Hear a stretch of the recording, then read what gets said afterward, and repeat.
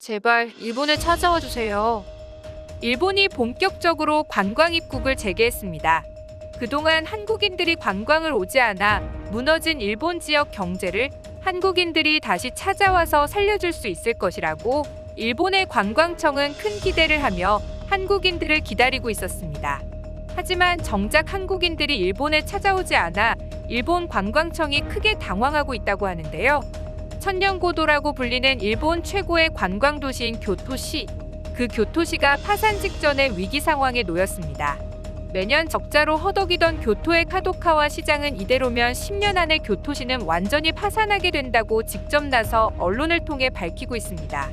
그만큼 현재 교토의 상황은 심각하다는 뜻이며 일본 최대 관광 도시이자 많은 일본인들에게는 아직도 일본의 정신적인 수도라고 여겨지는 교토이기 때문에 카도카와 교토시장이 직접 언급한 교토의 파산 선언은 교토를 특별하게 여기고 있는 많은 일본인들에게 큰 정신적인 충격을 가져다 주고 있습니다. 교토가 무너지면 교토를 중심으로 형성된 주변의 중소도시들마저 연쇄적인 파산으로 이어지기 때문에 일본에서는 교토를 살리려면 한국인들이 와서 교토에 돈을 써야 한다는 이야기마저 나오고 있습니다. 일본의 수출 규제 이전, 한국인들은 오사카, 교토 등 일본의 주요 관광 도시들과 일본의 지방 도시들에 방문을 하면서 큰 돈을 썼고 그 덕분에 일본의 내수 경제에 활기가 돌았지만 한국인이 자취를 감춘 뒤부터 이곳저곳에서 만성적인 큰 적자를 보고 있는 상태이기 때문인데요. 최근 기시다 총리가 일본에 대한 한국인들의 단체 관광 입국 허가를 재개하면서 일본의 관광 도시들은 한국인 관광객들이 일본을 방문하여 도시들의 경제를 살려줄 것이라고 믿으며 그것을 유일한 희망으로 삼고 있었는데요. 하지만 이 도시들의 희망과는 다르게 한국인들이 일본의 관광에 시큰둥한 반응을 보이며 일본에 가지 않으면서 일본 도시들의 희망이 무참히 부서지고 있습니다. 이번 시간에는 천년도시 교토의 파산 소식과 위기에 놓인 일본의 중소도시들이 해결책은 한국밖에 없다며 한국에 간절하게 관광객을 보내달라는 이유에 대해 자세히 알아보도록 하겠습니다. Go to. 침체된 경기를 살리기 위해 외국인 관광객의 유치가 불가피하다. 일본이 무너져가는 내수 경기를 살리기 위해 본격적으로 외국인 관광객에 대한 빗장을 열었습니다. 지금은 단체 관광이나 패키지 여행에 한해서만 입국이 가능하지만 지금까지 일본을 찾은 대부분의 관광객들이 단체 관광객이었던 점을 감안하면 단체 관광객 입국을 허용하는 것만으로도 충분한 효과를 볼 수 있을 것이라고 판단한 것입니다. 특히 일본은 한국에 대한 큰 기대를 가졌습니다. 엔저화로 인해 어려워진 일본 경제에 한국인 관광객들이 찾아와 돈을 쓰면 일본의 외화벌이에도 큰 도움이 될 것이며 침체되어가는 지역 경제를 살릴 수 있다는 것이죠. 일본의 수출 규제를 하기 전까지만 해도 한국인 관광객들은 해외여행의 장소로 가까운 일본에 가장 많이 여행을 갔으며 이 덕분에 항공사들은 일본의 새로운 항공 노선까지 만들어가며 한국인 관광객을 유치했을 정도였고 한국인 관광객들은 일본의 지역 경제에 엄청난 영향을 주었습니다.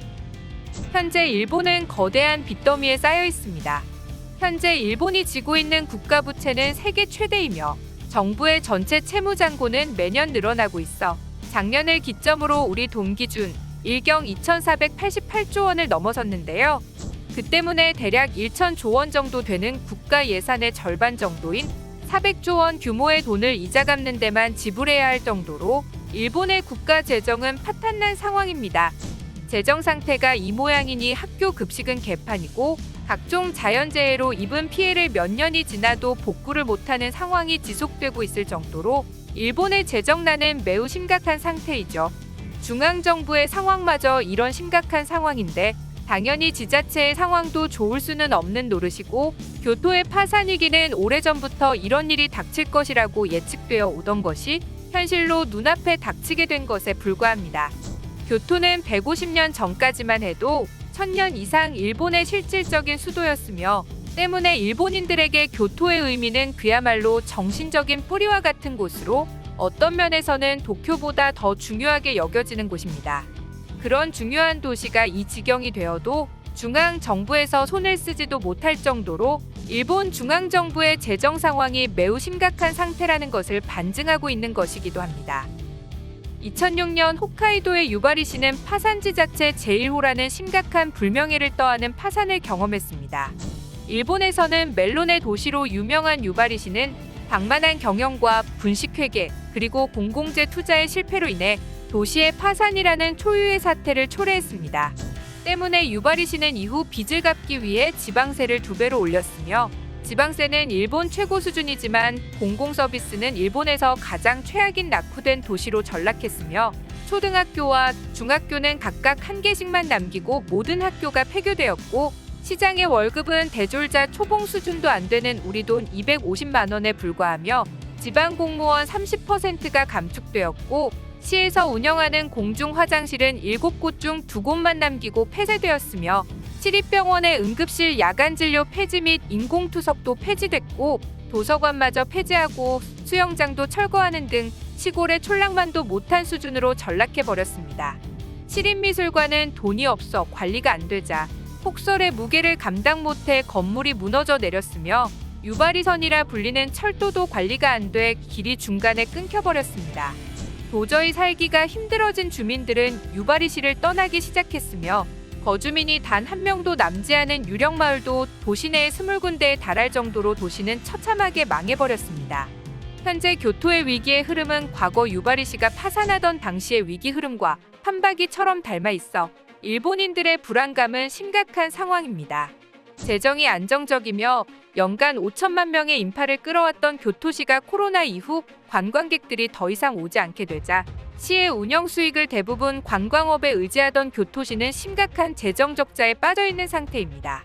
교토시는 실질적인 부채만 우리 돈 8조 8천억 원에 달하고 앞으로 5년간 3조 원 규모의 재원 부족이 예상되고 있는 상태입니다. 어려울 때 끌어쓰려던 공채상환기금마저 곧 바닥날 지경에 이르렀습니다.